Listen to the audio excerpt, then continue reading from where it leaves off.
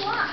Ito ang ulan na kinagagalakan. Kaya naman ang sigaw nila sa idolo, Rain, rain, come again.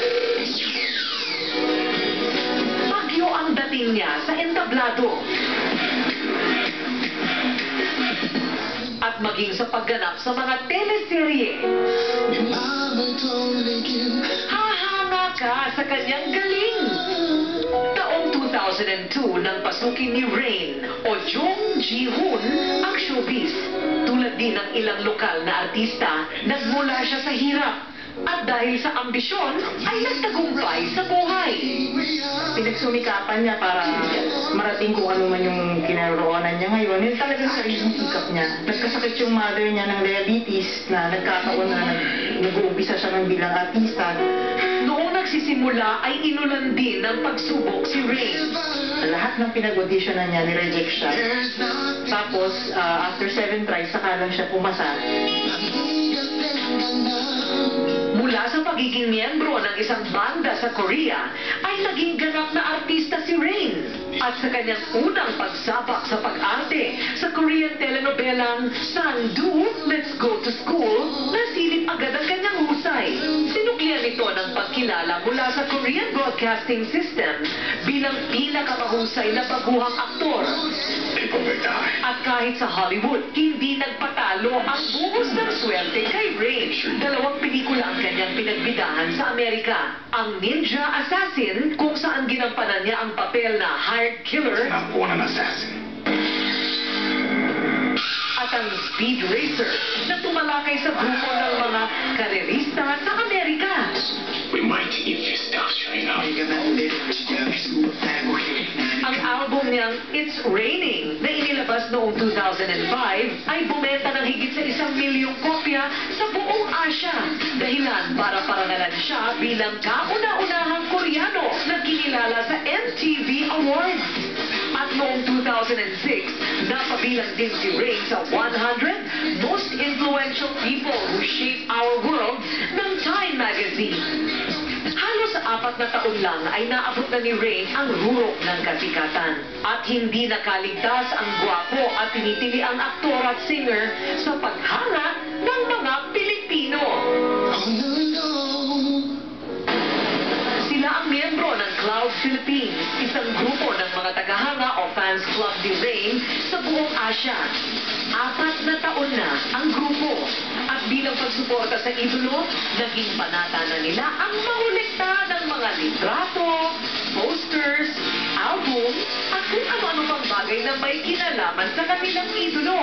Kung susumahin natin ang lahat ng nagastos ng buong grupo ng Cloud Philippines, mula sa nag-uumapaw nilang koleksyon hanggang sa pagbili ng mga tiket sa pagsunod-sunod sa kanilang idolo sa tuwing siya ay may pagtatanghal sa ibang bansa.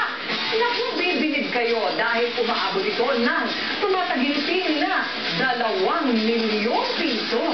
Ang Cloud Philippines ay nagsimula noong 2006, 15 pa lang sila noon. Pero hindi na sila 15 ngayon. Si Paulette ang kanilang administrator. Napakahingin. Hindi na kayo 15 ngayon. Ilan na kayo ngayon? Hindi 200 na. At hindi daw nila akalain na pupunta dito sa Manila si Rain. Bakit? Kasi medyo mataas yung talent niya. So, hindi namin nakalain na ma-afford pala ng isang local promoter na galing siya dito promote. So, may excited kayo? Oo, sobra. Ano, front row ba? Front row? Kaya nang malaman ng grupo na darating sa bansa si Rain, hindi na nila ito pinalagpas. Maging sa press conference ng Koreanong superstar, naroon ang grupo nila. Nakilala mo na siya ng personal. Yun, not personally, the closest was in press call na kapagtanong ako sa kanya. Paano kung biglang hilahin ka niya sa stage at yakap-yakapin? Baka himatayin na ako. 2 beses nang nakabisita si Rain sa Pilipinas. At kahit hindi pa siya nakapagtatanghal sa bansa, ramdam ng Koreano kung gaano siya kamahal ng kanyang mga tagahanga rito. Masaya ako na nakabalik ako dito sa Pilipinas. Sa ikatlong pagkakataon ng pagbisita ni Rain sa Pilipinas, muling mapapatunayan kung bakit siya minamahal at tinitilian talaga ng libo-libong mga Pilipino.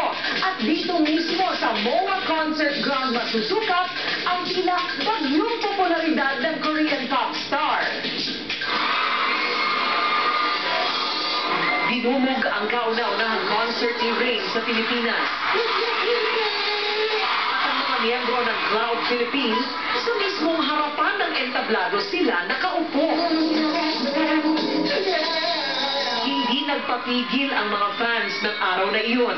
Kahit na nagbanta ang napakalakas na buhos ng ulan, dinumog ng tinatayang higit sa 20,000 katao ang intensity concert ni Rain sa MOA. Umuulan ng walang paglagyang tuwa at inspirasyon ang gabing yun para sa mga panatikong tagahanga ni Rain. Sinesearch ko yung mga meaning ng songs niya sa internet para maintindihan ko yung mga songs niya. Isang hindi malilimutang alaala sa pagbisita sa bansa ng iniidolo at tinitiliang Korean sensation.